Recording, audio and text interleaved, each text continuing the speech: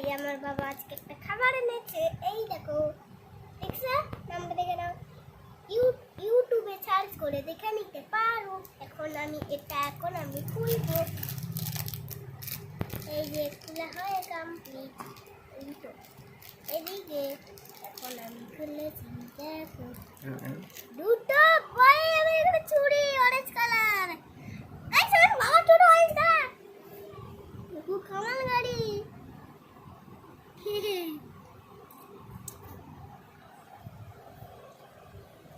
সেই টাস্ট ও সরি টেস্ট।